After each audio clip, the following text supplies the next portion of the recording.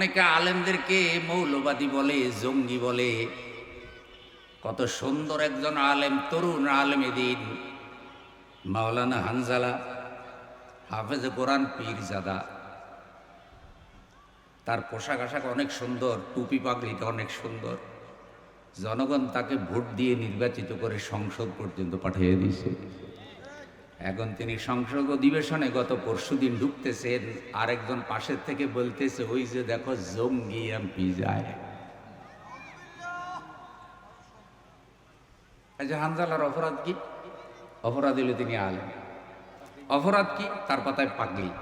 অপরাধ কি? তার মুখে দাঁড়ি। অপরাধ কি? তিনি হাফেজে কোরআন। অপরাধ তার গায়ে জুব্বা। ওদের ধারণা যে আলেম ওলামারা আবার এখানে আসবে কেন?